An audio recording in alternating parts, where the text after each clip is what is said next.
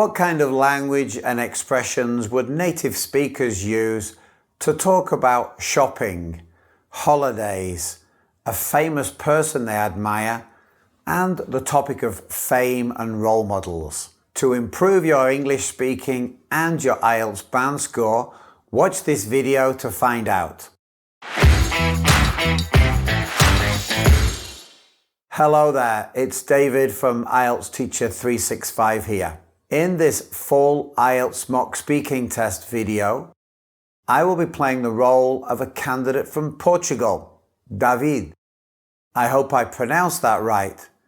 And he will be answering questions about holidays, shopping, a famous person he admires, and then more questions about the topic of famous people and being a role model. So if you're looking for some great language to answer questions on these topics, then this is going to be a really useful video for you. Remember, to get the most from this, pay attention to the language I use and my native speaker pronunciation. So if you're ready to take your English to the next level, let's get started.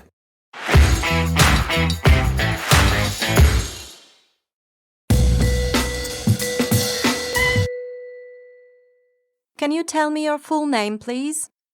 Yes, it's David Santos Silva. And where are you from? I'm from Lisbon in Portugal. Can I see your identification, please? Yes, here you are. Thank you, that's fine.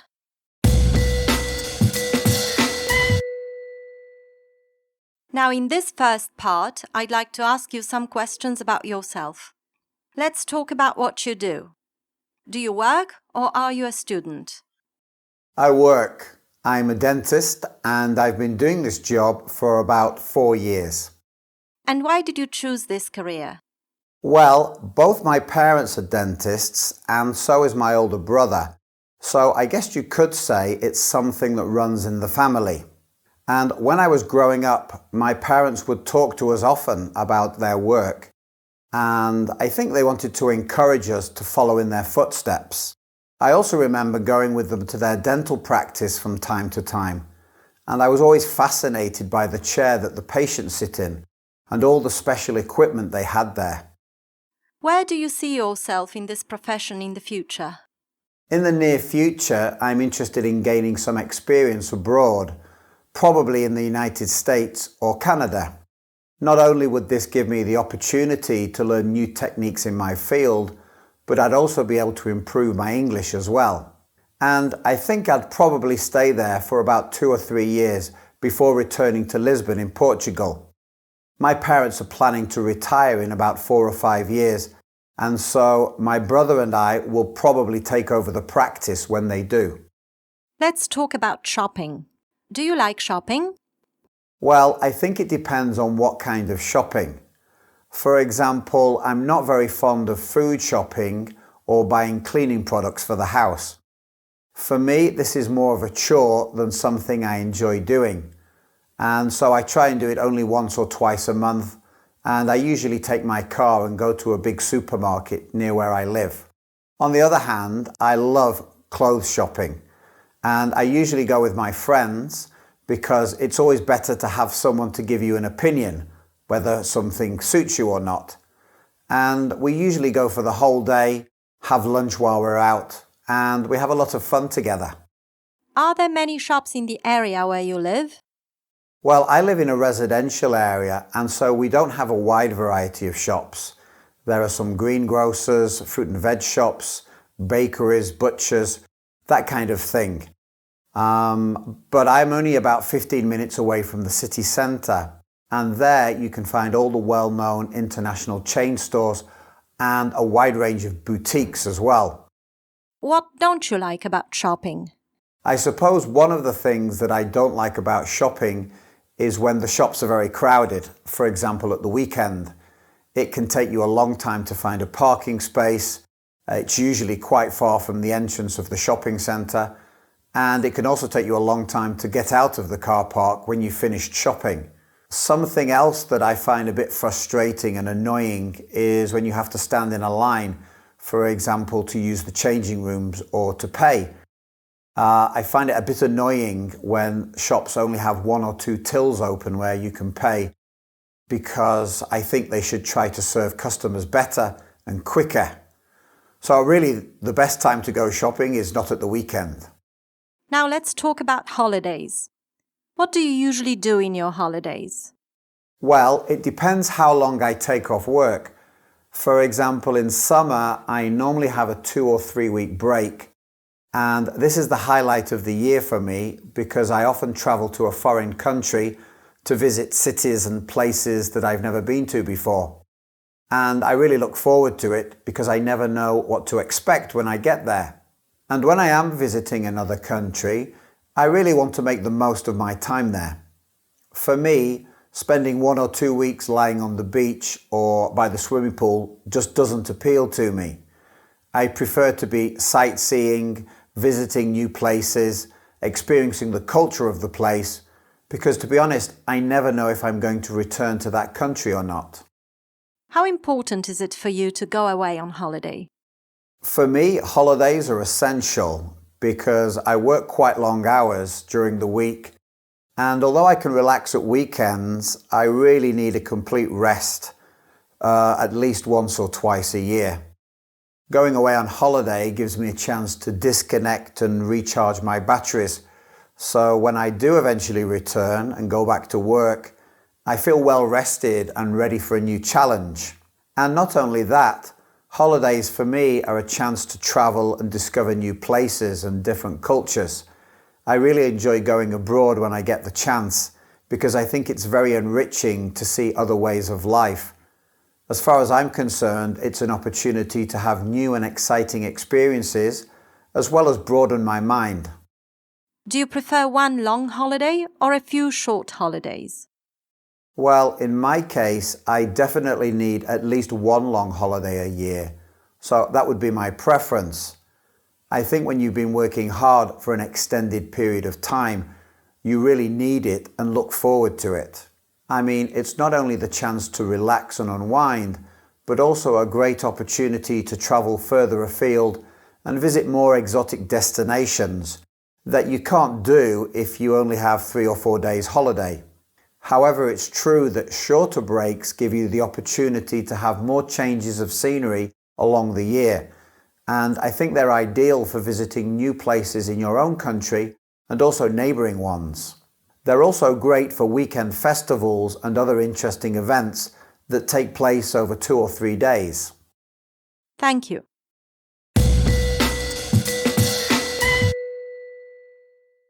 Now I'm going to give you a topic and I'd like you to talk about it for 1 to 2 minutes.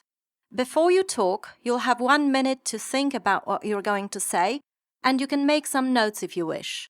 Do you understand? Yes. So here's some paper and a pen to make some notes, and here's your topic. Please don't write anything on the booklet. I'd like you to describe a famous person who you admire.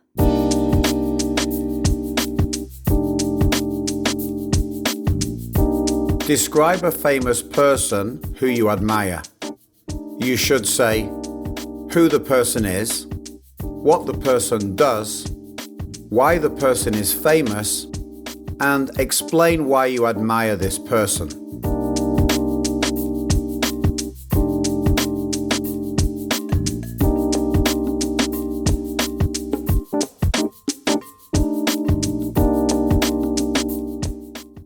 All right? Yes. Remember, you have 1 to 2 minutes for this, so don't worry if I stop you. I'll tell you when the time is up. Can you start speaking now, please? Well, to be honest, I admire quite a few famous people, but I suppose if I had to choose just one person, I'd choose Bill Gates, who is a household name in every corner of the world. The reason he's so well known is because he's the founder of Microsoft, which is without a doubt one of the biggest and most profitable software companies in the world. And anyone who's ever used a computer probably has reason to thank him because his MS-DOS operating system and Microsoft Office is used by hundreds of millions of people all around the world every day. For many years, he was the chairman and CEO of Microsoft. But for the last 2 decades, he's perhaps better known for his work as a philanthropist. In the year 2000, I think, he and his wife Miranda set up the Bill and Miranda Gates Foundation, which I believe is the biggest private foundation in the world. The main aim of the foundation is to improve healthcare globally as well as reduce extreme poverty, and another of its functions in the USA is to increase educational opportunities for people. So I think one of the reasons I really admire Bill Gates is because he's made our lives so much better. What I mean is that the software his company designs has enriched the lives of all the people who use it on a day-to-day basis, making it much easier to do many tasks that used to be done by hand. Furthermore, I admire his great generosity. I imagine it must have been a difficult decision to hand over control of the company in order to focus more on his philanthropy work and the foundation. I can't imagine how many individuals have been helped and lives saved, and how many more people will be helped in the future. Thank you. Do you think this person would make a suitable role model for young people? Most definitely. I think Bill Gates would make a fantastic role model for young people. Even though he dropped out of university education, he's demonstrated that with imagination, determination, and hard work, you can be successful in life and make a difference. In addition, he's shown us that earning huge amounts of money is not a bad thing if you put it to good use, as he's done. Instead of just trying to earn more and more, he's dedicated his life and fortune to helping others less fortunate than himself. So yes, for me, he would make an excellent role model for young people. Thank you. Can I take the booklet and the pencil and paper back, please? Thank you. We've been talking about a famous person you admire, and I'd like to discuss with you 1 or 2 more general questions related to this. So let's consider, first of all, how people become famous. What kinds of people become famous these days? Well, I think people from all walks of life can become famous these days because thanks to the internet, we can receive information and images from all over the world, which wasn't possible in the past. For example, you can upload a video to YouTube, and if it goes viral, then you become famous. And thanks to television and cinema, people such as actors, singers, musicians, and sportsmen and women have all become much more famous as a result, because we see them all the time. Successful entrepreneurs too, for example, people like the late Steve Jobs, Bill Gates, Mark Zuckerberg, are always in the newspapers because they have high-profile companies. Does this differ from the kinds of people who are famous in the past? Well, if you think about what we usually study in history classes, the kinds of people we learn about are usually kings, queens, emperors, and generals. I suppose this is because war and conflict are an important part of our history. However, I think nowadays politicians are far more well-known than members of royal families. Other well-known figures from the past were people who made great discoveries, like scientists, explorers, and inventors, and from the arts, composers and painters.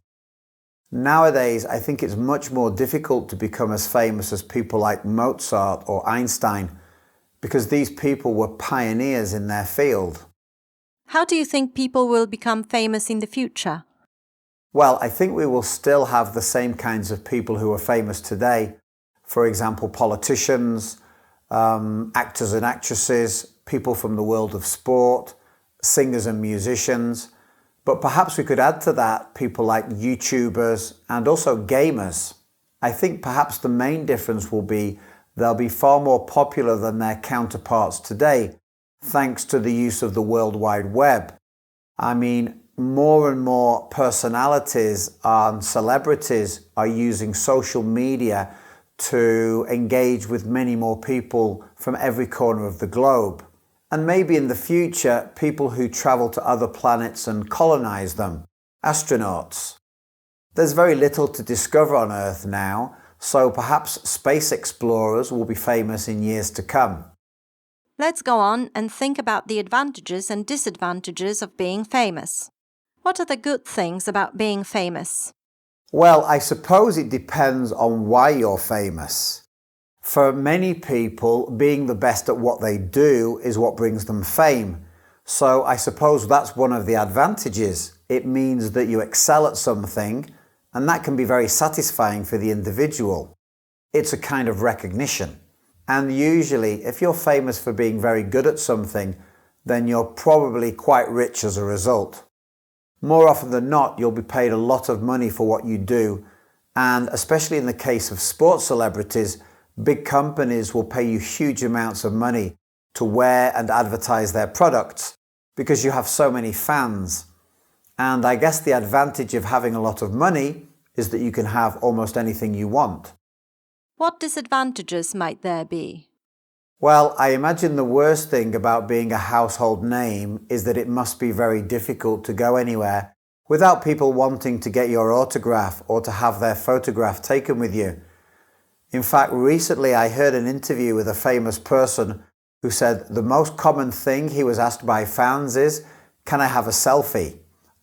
This is probably very nice at first when people first start to recognize you, but I'm sure famous people must get really tired of it because it makes having a normal life almost impossible for them.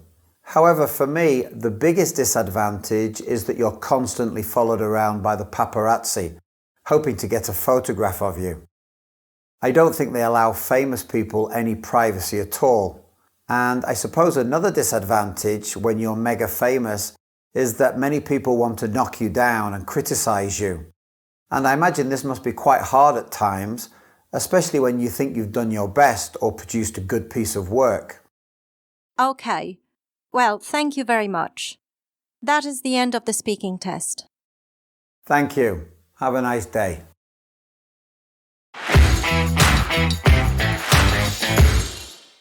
So there you have it. How did David do? What score would you give him for part 1, 2 and 3? Drop me a comment below. If you enjoyed this video, please give it a like and hit subscribe and the bell below so that you never miss a video or the opportunity to improve your English and your IELTS band score. I'm David. Thanks very much for watching. And until next time, take care and keep practicing.